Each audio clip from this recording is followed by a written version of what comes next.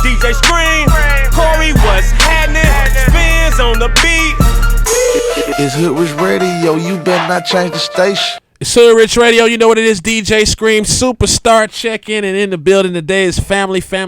Welcome in the building, Mr. Payro, and of course, Diamond, Hoodrich. Do it live for us. Hoodrich. There we go. I love it. The female voice of Hoodrich. How y'all feeling, man? Welcome. Blessed. Feeling good, Feeling man. like home. Feeling like we're at home. This family, we're here. We got TV stars in the building. We've been seeing y'all on the big screen, man. How it feel? How's it been? It's been amazing. I mean, I have to, damn near bring my bodyguards because we be at the grocery store, bitches be trying to roll up on them and shit. I'm like, hold on, shot it bad back. They be on them in the grocery store. So it's definitely refreshing for people to get a chance to see who you are as a person outside of entertainment. Yeah. And we just taking a ride. And blue hair now. Talk to us about this hair journey. Like, okay, we went from blonde. We go all the way to the atrium. Blonde. You did purple for a while. I think you did a couple other colors. Now, what does the blue represent? The blue, I don't know yet. I just wanted to try something different since everybody's doing purple. Okay. I like to kind of set the tone. This turquoise is... Turquoise. It's like, Pardon I don't know. You know it's blue to a nigga. It's blue to me too, but I think she's like a superhero. So, you know Thank what I'm saying? baby. That's what's up. Something different, just switching it up. Thinking about doing this. I'm finally finished with the album now, so I was trying to switch up different looks to see what image did I want to put out for the actual album cover. So I've been playing with colors, and hopefully this one sticks. Okay. And just tell us in general what you got going on. We know you're on the big screen. We know you're working on music, working on a project. Any other side endeavors? Anything else going on? We have television involved. I've been doing some auditions for some movie roles. I've been excited about that because, that's ideally where I want to be. And I want to keep music as my foundation. Right. But I feel like, you can't do the television without having the music. Right. And this time with the music, I really took my time with it. I know it took me forever. I got live instrumentation. I'm speaking about things, my personal life, the label, everything that people really want to hear. But I'm still giving them that hardcore, unapologetic double time rhyme of Diamond. Gotcha. Being a businesswoman, he has barbershop, so I'm really kind of leaning on him to help me with this clothing line that I have called Diamond Carpintero. Okay. So I'm excited, and hopefully if we continue to do well online, maybe I'll open a store or something. Nice. Dope. How's it being with Diamond, man? There's a lot of people that want to be with Diamond. Hey, man, it's a blessing, man. Definitely a blessing, y'all. Okay. I never, really been with a superhero before. So. Superhero, not even superstar. Yeah, superhero, I like it. Right. I like it. And then, she put out her style, and then everybody seemed to absorb it. So it's just like the clothing line definitely gonna be popping though. Okay. Yeah. We see a lot of people go to TV, and then sometimes it might make the relationship like interesting or tougher. Like, how does it work for you guys? That's a good question.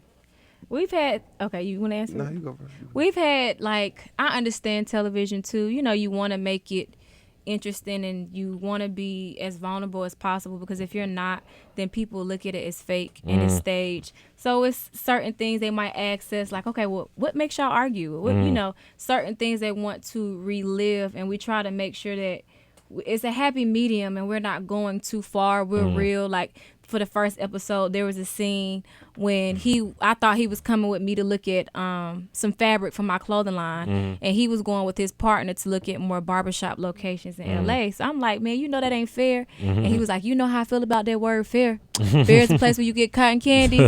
And that, things like that. We just try to keep it as real as possible. But, it is hard, living in the limelight, your personal relationship, because people tend to judge it, but it's really based on a couple. You can maintain it and just know what's BS and what's not BS. I think you'll be fine. Yeah. What you say, baby? That's nah. You hit it right on the nose though.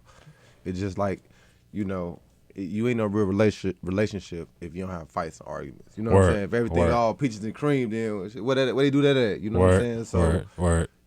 So you take the good with the bad, more definitely more good, but as long as like love, communication, hey, you all G then.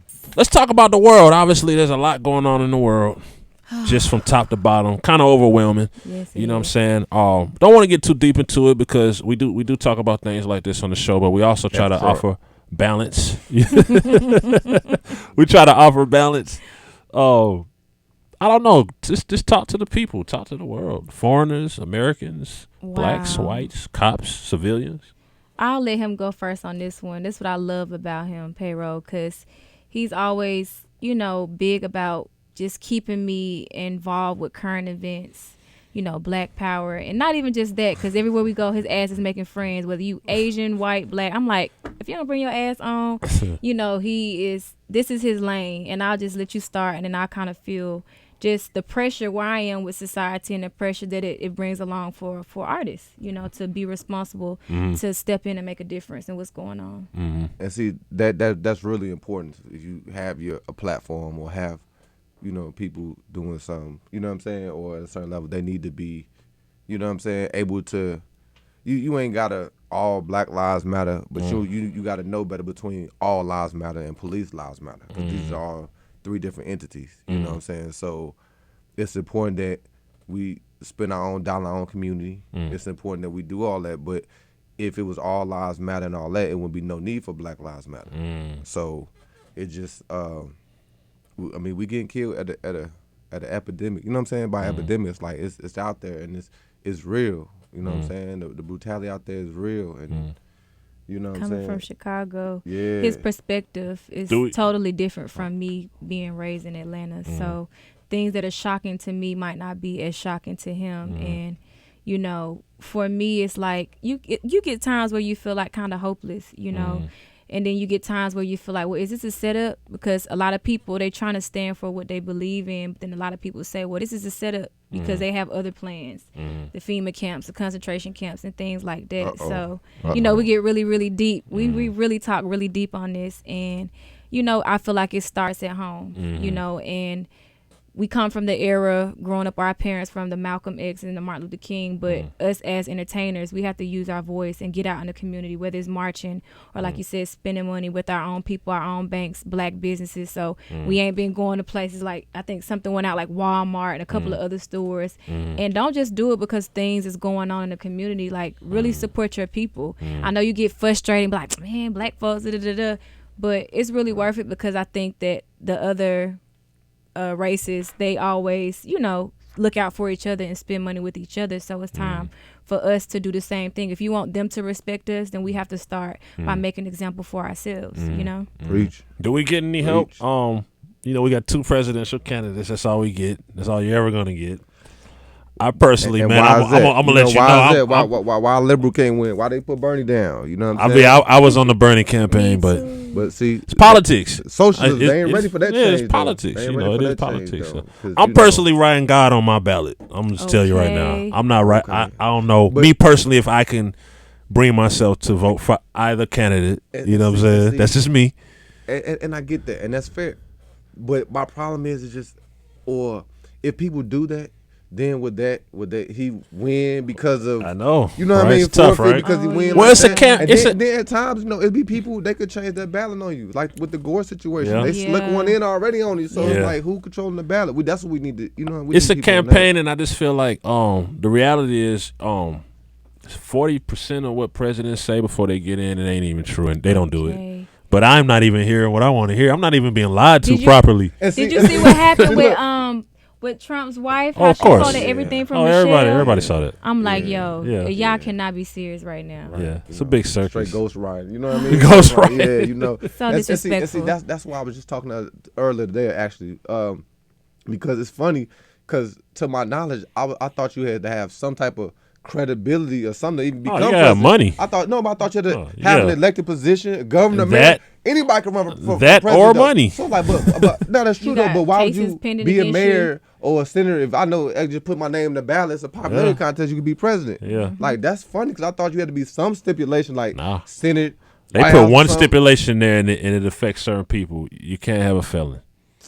Can't be a felon. Oh, that's the only thing. Other than that, you can really be a politician. What if you have cases pending? Doesn't Trump have like cases? Think of his lawsuits, it's fine. No, it was like I think a rape case or something. No, but it's pending though. That's what he's saying. It's pending. Yeah. He not been found. Shit, I mean Hillary too, right? And see, you know what? That's what scared me. What you said though, it scared me because he be so blatant one way to make you feel some way about the other candidate, but the other candidate might not be no better.